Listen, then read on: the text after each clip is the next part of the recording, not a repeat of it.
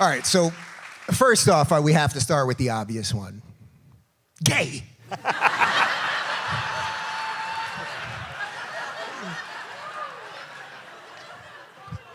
He didn't even flinch. Nothing.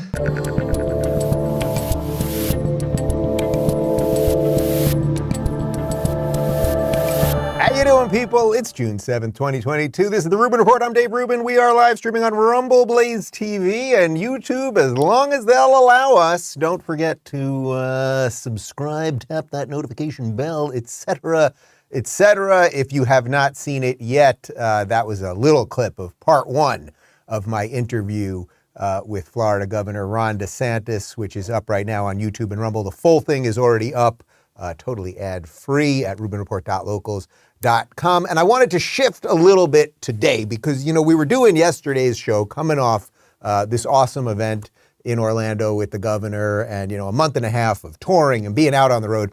And yesterday, we're doing a bunch about politics and, you know, just all the bad polling, right? It's a lot of bad polling. Everyone gets it. The Democrats are not doing a good job. This Joe Biden guy is an incompetent buffoon. The economy's not doing well. We got inflation. It's hard to get stuff. We got this weird war. We got all sorts of problems. Okay, everybody gets it. And I finished up the show yesterday and I was like, I don't think that's what I want to do today. I want to do something a little bit different today. And then there was this incredible clip on MSNBC, so that directly hit the heart of what I'm constantly trying to wake you guys up to, which is that the media really is the problem more than anything else. Their endless BS is the problem. So it's not just that we have to focus on, okay, there are bad things happening, right? Like there are bad economic indicators. We realize things aren't going that well. It's that we have to be able to see through the fog of nonsense. And the more that you see through the fog of nonsense, the more you realize that what they're really trying to do as you see it is keep you either very, very fearful, constantly afraid, right? The winter of death is coming and all of those kind of things. Or they want to just censor you to the point that you won't know what reality is. So that's what this show is going to be about. It's going to be about their endless ramping up of censorship and the way they're trying to trick you into thinking that the bad guys are the good guys and the good guys are the bad guys. But speaking of good guys, because the tour went so well, I announced yesterday that we are adding one more stop in my hometown, my new hometown of Miami. I will be at the Miami Improv. Look at those glasses, people.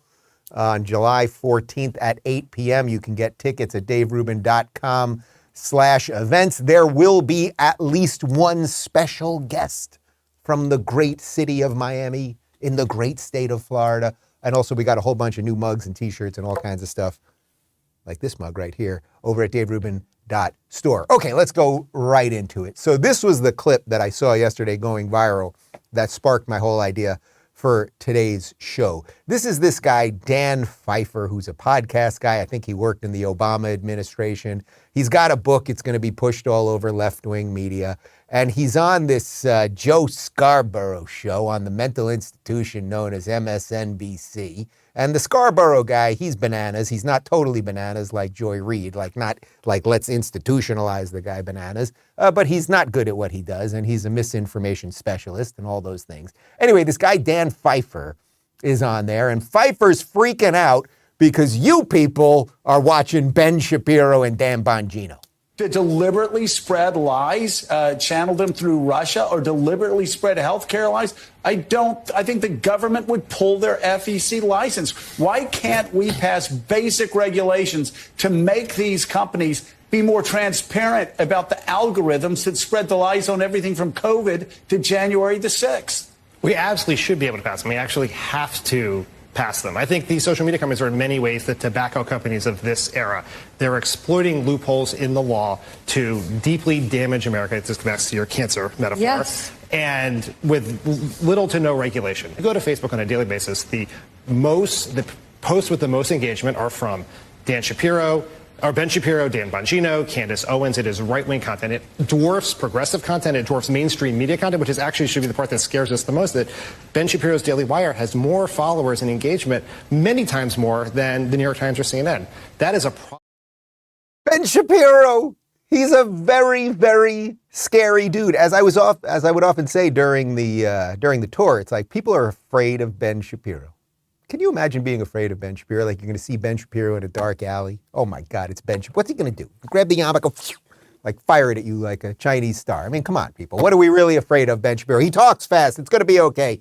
Anyway, with these freaks, these are the misinformation specialists. You've got corporate MSNBC press that lies and lies and lies and lies about Brett Kavanaugh and lies about Russia collusion and lies about everything from Kyle Rittenhouse and Jussie Smollett, the whole freaking thing, right? They lie about everything, but they're very concerned that you guys aren't buying their lies anymore. And then what's happening? You guys go onto your computer machines with the typing and the keyboards and everything, and you start communicating with each other and sharing articles with each other that often debunk the lies that they're spreading. And who are people that are doing such things? Well, you've got Ben Shapiro over at the Daily Wire doing such things. You've got Dan Bongino with the Bongino Report doing such things. You've got Candace Owens, and she could be the scariest because the woman is a black conservative. And oh my God, that's a narrative buster for these freaks. So they are seriously worried. And then, of course, what do they call for?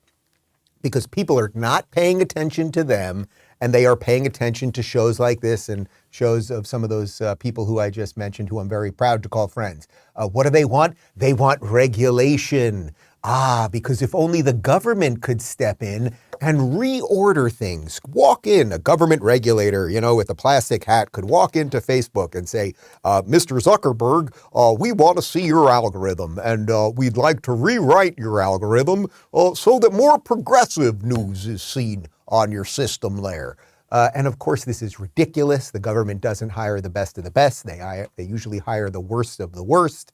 And also, it is not the right of the government to be walking into private companies and all of those things. And we can talk about some ancillary ways that big tech could be broken up. You know my feelings about competition, which is why I started Locals. And maybe they could break up some of these companies, but regulation is just ridiculous. But what this really is all about, it's not about the minutia of regulation or breaking up companies or antitrust or any of that. These people are freaking out because they have lied about COVID, contrary to what Scarborough or his sidekick said.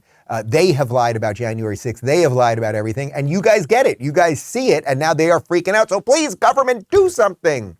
But what else happens on Facebook? Well, Pfeiffer continued. You're saying that, the Republican agenda is backed up by the freaks on Facebook, and so they don't want to do anything about it? Absolutely. It is. Just making sure. Yes. To be very clear, is that Facebook is the most powerful messaging platform for the extreme MAGA message that benefits the Republicans. They have very little. They like to cry about Facebook and big tech, and then they just laugh their way to the bank when Facebook pushes their message, including the big lie, all across, into people's cerebrums all across this country. Let's talk about that extreme MAGA message, or as the kids on the internet are calling it, ultra MAGA. What is the extreme MAGA message? Now, I've been around these Trump people. Just a few weeks ago, I was at Mar-a-Lago, and there were scary people there, like Larry Elder and Dinesh D'Souza and Dan Bongino, and some of the people that they're freaking out about right now. And I met a whole bunch of people that really like America. They believe in capitalism. They believe in individual rights. They like the Constitution, things like that. Now, you may not agree with some of those things, but this is the new framing. The new framing is it's not just MAGA anymore. These are extreme ultra MAGA people with lasers coming out of their eyes. They're freaking everybody out. So again, what is the answer? Well, the government better do something about it. We got some info here. This is a tweet from Facebook Top 10. And here are the top 10 performing pages on Facebook in the last 24 hours. You got Franklin Graham at number 1, Pure Wow Entertainment. I've never heard of that. People Royals. I don't know what that is. Then you've got Ben Shapiro. Then you've got Fox News. Then you've got Marie Claire. Good for them. Still at it. Then you've got Fox News again. Then you've got Town and Country. Then you've got Ben Shapiro, and then you've got Town and Country. So yes, it is a lot of Ben Shapiro, and it is a lot of fake news. It is a lot of Fox News. That is what it is. People are clicking these things. Now, is it possible there's algorithmic manipulation? Of course, I talk about it all the time. Is it possible that Daily Wire is pumping a ton of money into advertising? Of course they are. right? Is it possible that Fox is doing that? Is it possible that people on the right are more engaged right now because they feel that the left is destroying the country? So they're the ones that are clicking ththings right now and pushing messaging out there. Of course. Is it also, if you remember, do you remember when Obama was running for president that 10 years ago? And remember where the whole thing, the entire media was like, oh, you see how Barack Obama, because he's using young people and young people are on Facebook and they're sharing articles and it's so wonderful. So when it's their guys who are winning, they love social media, they love Facebook, they love big tech. But when, we start winning, when people stop buying their BS, then they are freaking out. So anyway, good for Ben Shapiro hitting like 3 of those top 10 links on Facebook. Man, that is some Ben Shapiro thug life right there.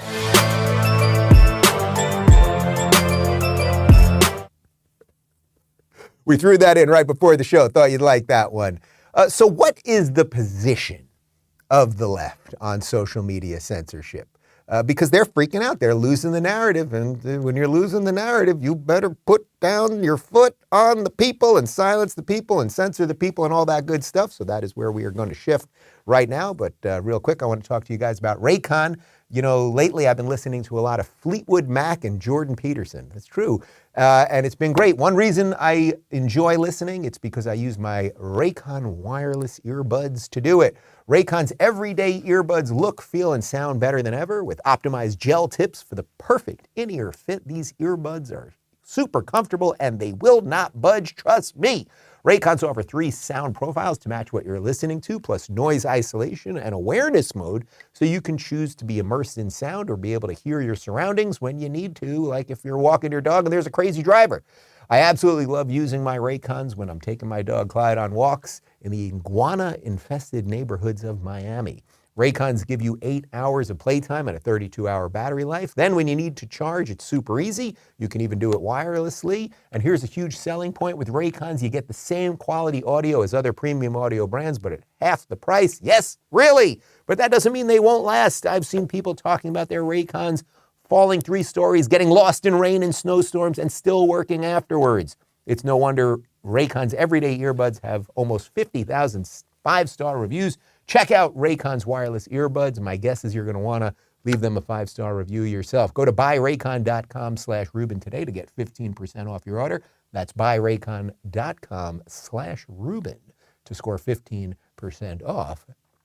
And now back to me.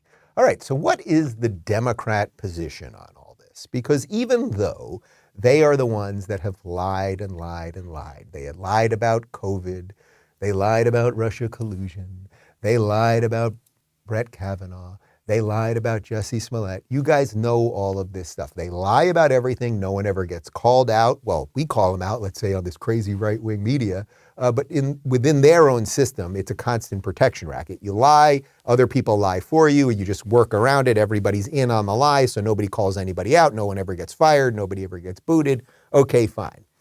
So what is their position as a lot of people are clicking Ben Shapiro videos on Facebook, as Fox continues to crush it in the ratings, as this show outperforms pretty much all of the cable news shows on MSNBC and CNN? Well, their position is we need to do something related to censorship and regulation. Of course, here is mental midget AOC. I mean, and who's in charge of all of these platforms that are perpetuating this misinformation and violence? Men. Mark Zuckerberg. Where you at, bro? Where you at? 4chan. Reddit. What's up? Because all these little things that they're talking about, when they say free speech, they don't actually mean it. Because they don't protect all speech. They do draw a line at some point. But, people like Mark Zuckerberg are busy having dinner with Tucker Carlson, who's also airing little great replacement theories that are inciting violence. I really don't think AOC is a real human being. And what I mean by that is not that she's a Cylon, but that she is a construct. That what you're seeing there is not a real person who believes anything that she's saying. She is an actress. She is a trained actress who does these little videos. Where you at, Mark Zuckerberg? Where you at? Who do we have to blame for this? We have to blame men. They're not free. Everything she says is complete nonsense and a lie and everything else. Oh, Mark Zuckerberg's having dinner with Tucker Carlson, so because they're having dinner, then obviously they're in the cahoots with each other.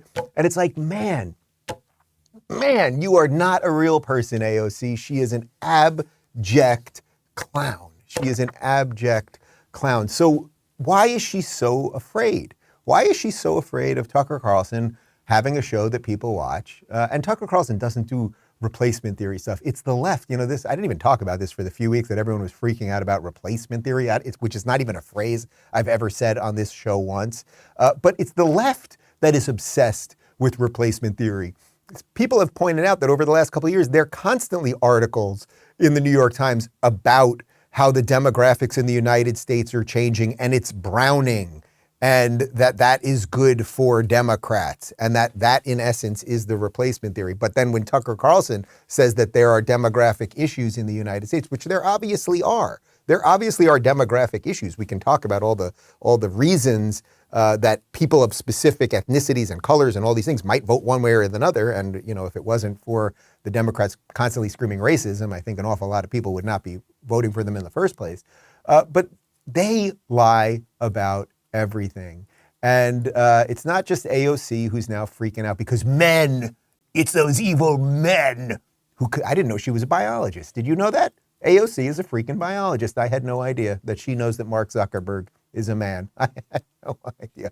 Doesn't Mark Zuckerberg, though, if you took the clothes off him, you feel like there's no genitals down there. Like it would be like a Ken situation, like he's like some sort of humanoid robot kind of thing. Anyway, AOC, not a good lady. And here's a guy that I voted for, and I completely regret voting for. This is former President Barack Obama. It was going to be hope and change. And no, he didn't get it exactly how he wanted it, right? He had 2 terms, and obviously he didn't fix anything, right? Because then 4 years later, we got Joe Biden to fix all the stuff that Obama obviously never fixed. But Obama, he's really big on censorship and freaking you out that misinformation is going to kill people. What does still nag at me, though, was my failure to fully appreciate at the time just how susceptible we had become to lies and conspiracy theories. Despite having spent years being a target of disinformation myself. In some cases, industry standards may replace or substitute for regulation, but regulation has to be part of the answer. Beyond that, tech companies need to be more transparent about how they operate. Around 1 in 5 Americans is still willing to put themselves at risk and put their families at risk rather than get vaccinated. People are dying because of misinformation. I regret voting for him. I really regret voting for him. Barack, if you're watching this, I don't like you. And you have ripped the mask off and shown what you really are. Now, first off, on that thing at the end, 1 in 5 people haven't been vaxxed. And the implication is they're killing people. And why are they not vaxxed? Because of misinformation. Now, I'm not vaxxed. I didn't kill anybody. Pretty sure the guys in this room aren't vaxxed. Can I say that? Nice. Well, you guys are in a lot of trouble with your respective health insurance companies. And I wouldn't have forced them to get vaxxed. That's the point, okay? But you see what he did there? If you didn't get vaxxed, you were bad, you were killing people, and it was because you were subjected to misinformation. I know an awful lot of people right now that regret getting the vax or regret getting boosted. I don't know anyone that feels the other way, that didn't get vaxxed and is like, boy, I sure do wish I got it. You know, plenty of people got COVID, got natural immunity and everything else. But let's not even make this about COVID. What he's really, again, going to is if we just had more control. He says, you know, they said bad things about me. I was the subject of misinformation. I mean, think how pompous and smug that is, that Barack Obama, the media literally gave him a hand job for 8 years of his presidency. They refused to write anything negative about him. Literally, that was an odd use of literally, but they probably did in a literal sense. Somebody did. I feel like somebody at Politico gave him a hand job. Tubin, definitely, thank you. Tubin definitely gave him a handy. The point is that But I was the subject of misinformation. So what do we need to do? Again, it's regulate. We have to use our power because too many of you people, and what he means by you people in essence is you right-wing racist bigots. You guys are talking too much and sharing too much. So we better freaking regulate. We better use the power of the state to make sure that you can't get information. Well, here's his buddy, Joe Biden, who was the VP when he was in charge, and Joe Biden's the president now. And he also is a big fan of censorship because sometimes people don't listen to old Joe. Unfortunately, while our military is stepping up, as they always do, there are others sitting on the sidelines, and we're standing in the way. If you haven't gotten vaccinated, do it. Personal choice impacts us all, our hospitals, our countries. I make a special appeal to social media companies and media outlets. Please deal with the misinformation and disinformation that's on your shows. It has to stop. COVID-19 is one of the most formidable enemies America has ever faced. We've got to work together, not against each other. Look, the unvaccinated are responsible for their own choices. But those choices have been fueled by dangerous misinformation on cable TV and social media. You know, these companies and personalities are making money by peddling lies and allowing misinformation that can kill their own customers and their own supporters. It's wrong. It's immoral. I call on the purveyors of these lies and misinformation to stop it. Stop it now. Oh, screw you, you old windbag. If you want to talk about misinformation, Joe or Joe's teleprompter writer, how about Joe Biden? Remember last June, Joe Biden, if you get the COVID vaccine, you won't get or transmit COVID. Remember that one? Was that misinformation or disinformation or a big lie or an old buffoon who doesn't know what he's saying? Which one was that? And should Facebook have censored that? Man, you guys get it. You know what the problem is? My audience is too smart. So a lot of times I'm saying things to them and I know they get it already. They're just absolutely awful. Also, he says that he wants the social media companies to control information on their shows because he doesn't know what decade we're in. So that's an issue also. And this constant preening about the unvax, that the unvax were going to overwhelm the hospitals and all that. That was the misinformation. That was the lie. Can I get video? Connor, you're on the video. You do the video around here. Can I get all the video that they must be hiding from all the hospitals that collapsed during this? There must have been a hospital somewhere in Africa or somewhere where there isn't clean water or something, where there were hospitals just going down, right? Didn't happen anywhere, even in Detroit. It didn't even, we're looking for, okay, we're going to keep looking because somehow we didn't see one video of just bodies everywhere or a country or a city that collapsed under COVID, the winter of death. Remember the winter of death? Yeah, that was a good one. That was misinformation. They lie. You get it, okay. So what else are they going to do beyond push for censorship? What else? It says push for censorship and it's a correlation. It's a connection between Democrat activists and what people in power they can kind of do together, what it is that these people can do together. So let's go full circle here. Let's go back to this Dan Pfeiffer fella on the mental institution known as MSNBC. Well, they just lie. What can we do? Well, I think the problem around this is getting worse every single day. The media, the right-wing media advantage, this disinformation propaganda operation is so much more powerful now than when I worked in the White House. It's getting bigger. It's getting bigger. It's flourishing. Yes, and Metastasizing. Cancer, that is a perfect metaphor for what we are dealing with. And it is, I think, what we have to do is radically rethink how we communicate. Mm-hmm. Everyone has a role to play here. The media, I think, a lot of people in the media have to rethink how they deal with people who lie for a living. Mm-hmm. And then the social media companies have an obligation to do more. We can't rely on them to do it on their own. And so this is where Congress and the regulators have to step in to think about how we regulate these algorithms that are pushing this disinformation for profit. Totally. Projection through confession. That's what my friend Viva Frey always says about these people. Everything that they say we're doing is what they're doing. And what's interesting is, let's say I believe all of left-wing media is lying, which I do. And let's say they believe all of right-wing media is lying. And let's say that's actually what they believe.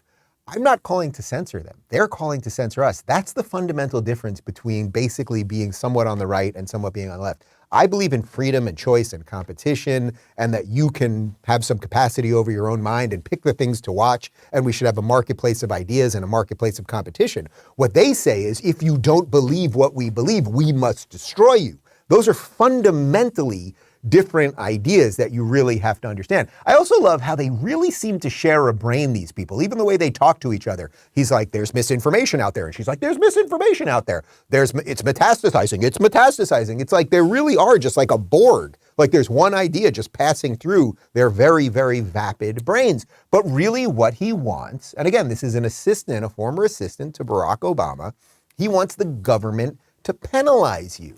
But it's not just him. There's this woman that no one elected up in New York, who is the governor of New York. I call her Kathy C-word. You know what the C-word is. I don't like this woman. Again, she was not voted for by anybody, right? She's the one who was appointed after they got rid of Andrew Cuomo. And I did not know, because it happened last August, that Andrew Cuomo had stepped down. But when, as you may remember, Adam Carolla brought me back on the grid, and he said Andrew Cuomo stepped down, and I said, before you tell me who replaced him, I guarantee you it's going to be worse. And I think that was turned out to be right on that one. Well, what's she going to do up in New York? They're going to be watching you people because you have computers and the internet. And in the state of New York, we're now requiring social media networks to monitor and report hateful conduct on their platform. And now we're going to continue focusing on this. We're going to establish a task force on social media and violent extremism to investigate the role of social media in promoting domestic terror. And our great leader, our Attorney General, will be championing this cause with every power her office can bring it at their disposal. Thank you, Senator Jamal Bailey, and Senator Assemblymember Desmond Meeks. Thank you. Task force. They've got a task force to watch out for hateful content online. Well, I'm online right now. I don't like you, Kathy. I think you're a really, really bad person. I think you're abusing your power. I also think you've gone a little crazy with the Botox, and the eyebrows are getting a little too high. You're doing a little Pelosi thing. I mean, at some point, lady, let's lower the eyebrows. It's starting to look bananas, okay? But are you going to report me? I just said something mean about you. Now, I'm not for anyone harming you. I'm not for anything illegal being done, but I am allowed to call out your bullshit. We've got something here called the First Amendment, and the First Amendment, you're allowed to say mean things about people, and you're allowed to call out the hypocrites and the buffoons, and that's exactly what you are, lady. But again, this is what's just going to happen, and in some ways, this is good. In some ways, this is good. The further breaking up of the red and blue states is somewhat good, because that's what federalism is all about. You will live in dystopian places where they will control and monitor what you say if you live in New York and California, or perhaps you could live in free places like Florida and Texas, where they will actually look into what's going on at these companies, see if we're being manipulated, and push for more free speech, right? Figure out what's going on. People want honesty in the game, right? The problem is we're all playing a rigged game. We know it's rigged and we keep playing. But what does the administration want to do when it's related to all of this? I think you know. You may remember Jen Psaki. She was the former White House press secretary. She's been replaced by a black lesbian. And she was freaking out not too long ago about Elon Musk buying Twitter, because Elon said, hey, I'm thinking about buying the Twitter, and I'm going to kind of open it up and make sure that nobody's being silenced. And that's very scary to these people. Okay. There's nothing happening in the world today, I hear. What I can tell you as a general matter, no matter who owns or runs Twitter, the president has long been concerned about the power of large social media platforms, the power they have over our everyday lives, has long argued that tech platforms must be held accountable for the harms they cause. So tech platforms must be held accountable for the harm that they cause. I wonder if her misinformation, should she be held accountable for the harm that causes, for the lies that she spewed every single day? And what, of course, is also interesting is that all Elon Musk said was, hey, I'm going to just look into this and try to make the playing field more even. But that really freaked these people out. Now, why would it freak these people out? Because they know they've had it good. Because the tech companies, contrary to everything you're seeing on MSNBC and from Psaki and everyone else, the tech companies have been working with the Democrats, very obviously. Very, very obviously. Remember the Hunter Biden laptop? Why did they cover that up before the election? Who did that help? Did it help Democrats or Republicans? Huh? Remember kicking Donald Trump? Remember that orange guy? You remember him, right? He was the president of the United States, in case you forgot, and all the tech companies kicked him off all at the same time. Do you think there was some collusion there? And do you think that helped Republicans or Democrats? Oh, and you remember this one from Jen Psaki about how the White House actually does do a little something on the DL related to social media. In terms of actions, Alex, that we have taken, or we're working to take, I should say, from the federal government, we've increased disinformation research and tracking within the Surgeon General's office. We're flagging problematic posts for Facebook that spread disinformation. We're working with doctors and medical professionals to connect to connected medical experts who are popular with their audiences with accurate information and boost trusted content. So we're helping get trusted content out there. We also created the COVID Community Corps to get factual information into the hands of local messengers. And we're also investing, as you all have seen, in the president's, the vice president's, and Dr. Fauci's time. What basically she said there is, we have to be in charge of the information. And if people start saying some other things, we're going to have to suppress it. The key line there, of course, we covered it many times at the time it was happening, was we flag things for social media companies. That is as close to a violation of the First Amendment as you can get. The idea that the government calls up someone at Facebook or Twitter and says, you better do something about this, right? Like, that's as close to the line as you can get, right? It's not the government necessarily stopping the company from saying something or stopping that account from posting something, but perhaps it is. But the pressure, right? The pressure alone could be enough. Hey, we're going to take away some of your benefits, or we're going to look into your books a little bit more, or you don't want to upset the president. You know, that's as close. And that's what they did. And they said it right there. And there was no investigation into that. You know, who did they contact at social media companies? Who at the administration contacted someone at a social media company? What did they tell them to suppress? Why did they tell them to suppress it? Did it turn out to be untrue, et cetera, et cetera? But what's really going on here, to wrap this thing up really nicely, why are they trying to suppress information? Why are they trying to make you think that all of us are bigots and racists? Why do they want you to think we're all mean, scary people? Well, it's all a giant distraction. You know it, I know it, they know it. They know that we know it, and they keep doing it. Here is NBC's Yamich Alcindor saying that the Democrats do have to shift the narrative because they're doing a pretty shitty job about everything. There are so many things that people are juggling between gas prices and inflation, baby formula, abortion, and the shootings that are happening. These lawmakers are going to try to now have a narrative to focus the country's attention to say, look at this thing. Do not turn away and understand that while all those other things are really, really important, the foundation of our country, what makes our country function, is the democracy that we have to protect. And they're going to have to do that in the face of Republicans who are lying still about the 2020 election and who are getting elected and installing people who have the really motivations that were what happened and why people broke into the Capitol in the first place. Okay, so what's interesting about that, again, the people that broke into the Capitol, and we better focus on that, and okay, blah, blah, blah. But she sort of acknowledges that the Democrats are not doing well, and we all know it. And again, you don't need me to read you the polls on these things. Just check the price of gas and everything else. But it's not just that the Democrats are not doing well. It's that nobody is tuning into these ridiculous shows anymore, and that's why they constantly have to ramp up the hysteria. The ratings are absolutely abysmal. We've got some info from Fox News. Despite a busy news month during May that included tragic mass shootings and major political primaries, MSNBC was outdrawn during May by such networks as FX, Bravo, Paramount TV Land, ESPN2, Freeform, Lifetime, and Hallmark among the primetime demo.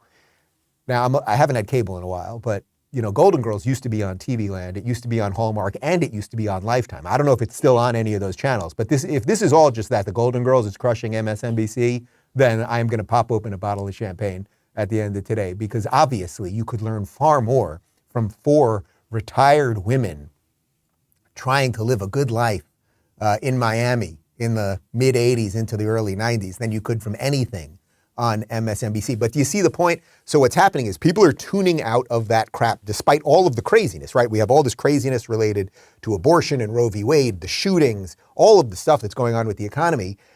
And people are just tuning out of their nonsense. So to really bring you home here, because I like to kind of give you something to walk away with, how do we push back? Well, we get good people involved. And one of those people, of course, is Elon Musk. And now there's something interesting going on with this Twitter thing right now, because one of the things that's happening is that, Twitter, because once you say, hey, I'm going to buy your company, and then the company has to open up the books so that, the guy buying it knows that he's actually buying what has been promised.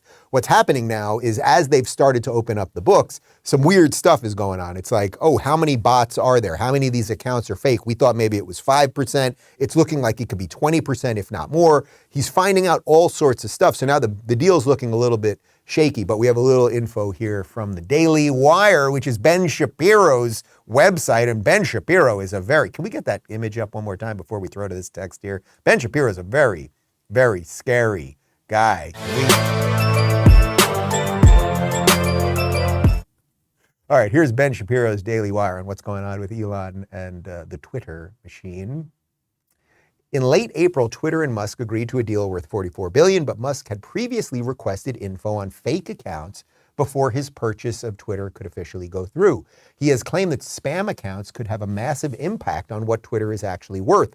On Monday, the SpaceX founder took his demands a step further by sending Twitter a detailed letter through his attorney. As Twitter's prospective owner, Mr. Musk is clearly entitled to the requested data to enable him to prepare for transitioning Twitter's business to his ownership and to facilitate his transaction financing, Musk's attorney Mike Ringler wrote in a letter filed with the SEC. At this point, Mr. Musk believes Twitter is transparently refusing to comply with its obligations under the merger agreement, which is causing further suspicion that the company is withholding the requested data due to concern for what Mr. Musk's own analysis of the data will uncover. Based on Twitter's behavior to date and the company's latest correspondence in particular, Mr. Musk believes the company is actively resisting and thwarting his information rights and the company's corresponding obligations under the merger agreement, Ringler remarked. This is a clear material breach of Twitter's obligations under the merger agreement, and Mr. Musk reserves all rights resulting therefrom, including his right not to consummate the transaction and his right to terminate the merger agreement. So this is really fascinating stuff. And when I talk about Twitter, I get it. A lot of you are not on Twitter because you're wise people. When I went to the Locals breakfast in Orlando, a lot of you say that now Locals is your only social media, which is fantastic. But the truth is, whether you're on it or not, it does exist. It has a certain amount of influence in all of those things. So Musk says he's going to buy it, and now he's uncovering that it's been a huge amount of bullshit. Right? So it's not just that they censor certain people, and we know they're always censoring people on the right. Nobody on the left is being censored on Twitter, okay? And the Hunter Biden laptop, and kicking Donald Trump off, and shadow banning, and all of those things. But now that the accounts themselves are fake, and in what ways could Twitter, or whoever's really controlling Twitter, in what ways could they have really changed our political dialogue if they could have sent all sorts of bots to hate certain people and not hate other people, or promote certain people and not promote other things, or that the New York Times has, something like 50 million followers, but rarely gets 10 retweets, right? I mean, all of the bullshit is being exposed. And maybe what Elon Musk really was planning to do here, and man, would that be a tip of the cap to Elon Musk. Maybe he was really never planning to buy the thing. And his plan was, hey, I'm going to offer this crazy amount of money so that they'll have to say yes. But I know that the whole thing's bullshit, right? Because he's got insiders. He knows what's going on. And I'm going to expose that it was all nonsense. And then I will let it collapse under the weight of its own crap. And then the shareholders will probably all sue the board and sue all of the executives into oblivion because they were running a giant shell game. So this is sort of like an Enron or a Ponzi scheme type situation. So all the guy wanted, in essence, was this thing to be more pro-free speech, or at least to expose the nonsense. And the entire machine is freaking out. On top of the fact that then for weeks we've seen articles about how he's really racist, and he grew up in South Africa, so he's obviously racist and everything else. So what do? You fight back. That's Elon's way of fighting back. But there's other things. that you can do. There are legal measures, and sometimes you do have to use the power of government to fight for the right things. This is why I don't consider myself a pure libertarian. As much as I like libertarian ideas, I do believe that there is some role for government. And one of the ways that you can use government effectively is use it in small ways to do good things, much like that guy Ron DeSantis is doing right here in Florida. And we've got some info on that from flgov.com. Governor Ron DeSantis signed Senate Bill 7072 to hold big tech accountable by driving transparency and safeguarding Floridians' ability to access and participate in online platforms. This session, we took action to ensure that we, the people, real Floridians across the Sunshine State, are guaranteed protection against the Silicon Valley elites, said Governor Ron DeSantis. Many in our state have experienced censorship and other tyrannical behavior firsthand in Cuba and Venezuela. If big tech censors enforce rules inconsistently to discriminate in favor of the dominant Silicon Valley ideology, they will now be held accountable. What we've been seeing across the U.S. is an effort to silence, intimidate, and wipe out dissenting voices by leftist media and big corporations. Today, by signing SB 7072 into law, Florida is taking back the virtual public square as a place where information and ideas can flow freely. Many of our constituents know the dangers of being silenced or have been silenced themselves under communist rule. Thankfully, in Florida, we have a governor that fights against big tech oligarchs that contrive, manipulate, and censor if you voice views that run contrary to their radical leftist narrative. That is Lieutenant Governor Jeanette Nunez, finishing that up. So, do you see the fundamental difference? What did this Dan Pfeiffer clown say? What did Joe Scarborough say? What did Barack Obama say? We want to regulate misinformation. And what that means is we want to regulate things that go against what we say. Now let's compare and contrast that to what Ron DeSantis and his administration are saying. And what Elon Musk is saying. We want to make sure that these platforms are not regulating information, that they are not putting their foot on the levers of power and hiding certain information. We just want an even playing field. Again, that is a fundamental difference between being on the left and on the right. There is a use for government, and that use for government would be doing such things as protecting your First Amendment rights. And gosh darn it, I'm a proud Floridian. And there's something that you can do too. You know what you can do? If you're living in New York under Kathy Seward, you could get the hell out of there. If you're living in California, and there's an election today, by the way, in California, and of course Newsom is going to get reelected. I just said California. Let me throw some money in the jar. There we go.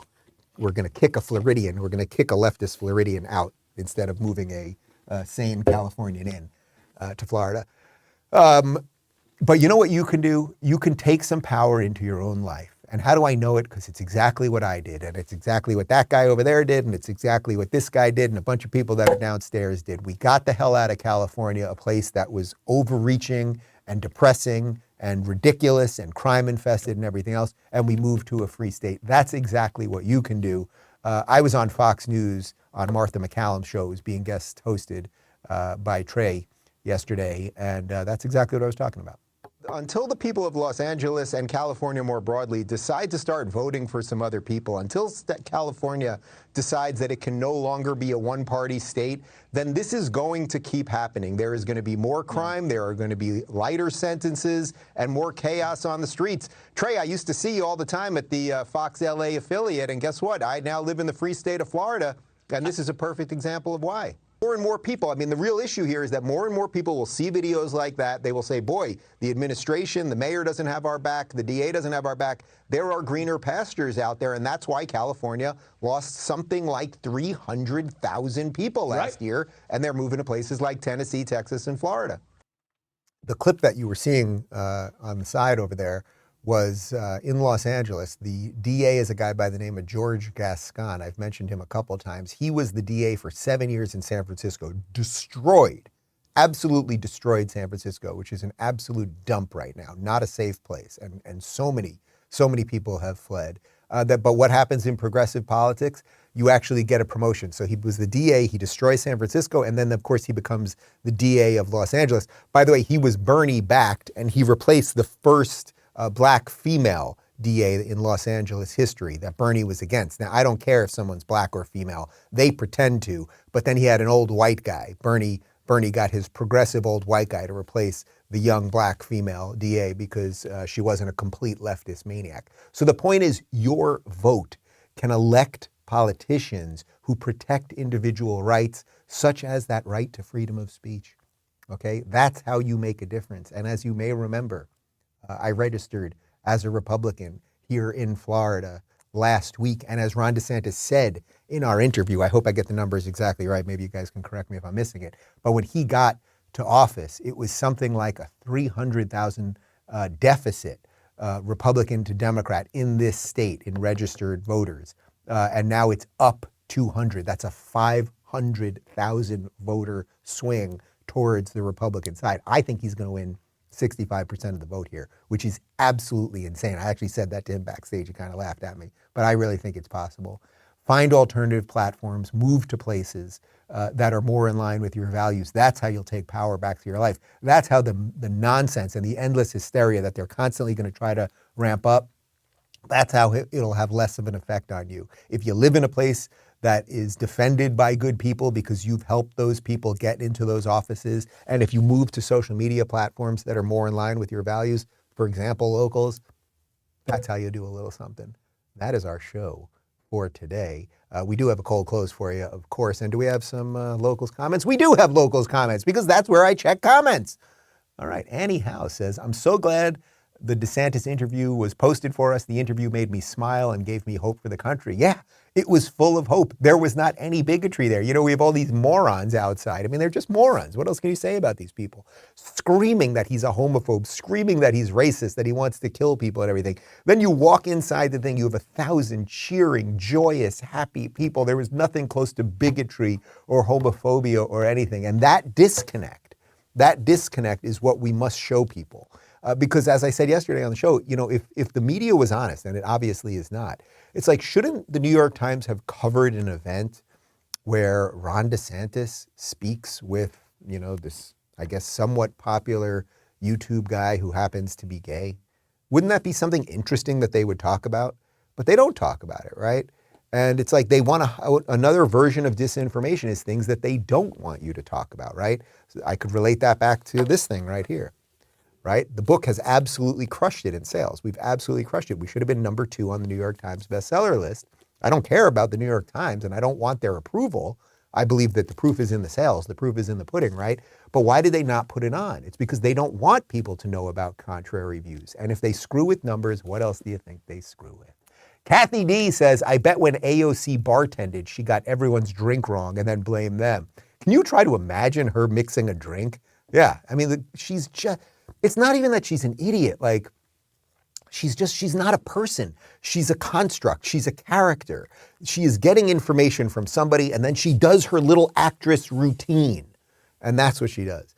Margot says, my sister calls him Abomination. Oh, that's good. He's an abomination. He really is. He really is. I regret voting for the guy. I really do. Guys, if you want to play along and get videos early and ad-free and come to our meetups and our breakfasts and see smiling, happy people and communicate with me all day long, because I jump on and I talk to people every day, rubinreport.locals.com. And of course, if you want to join us for that Miami show, let's see that image one more time with my fancy, hip, cool synthwave glasses. You can join me at the Miami Improv on July 14th at 8 p.m., daverubin.com/events. And of course, part 1 of the interview with Ron DeSantis is up right now on Rumble and on the YouTube, and the full thing's up at Locals. I've enjoyed today's show. I hope you have as well. And here's a little orange man to take you home. Since you're attacking us, can you give us a question? Mr. President-elect. Go ahead. Mr. President-elect, since you are attacking our news organization, can you give us a chance? Your organization You are attacking our news organization. Can you give us a chance to ask a question, sir? Go ahead. Sir, can you state, Mr. President-elect, go ahead. Can you state categorically, she's asking a question. Don't Mr. be rude. President-elect, can you give us a question? Don't be rude. You're attacking us. Can you give us a question? Don't be rude. Can you give us a question? I'm not going to give you a question. Can you state categorically? You are fake news. Sir, go ahead. Can you state categorically that nobody... No, Mr. President-elect, that's not appropriate.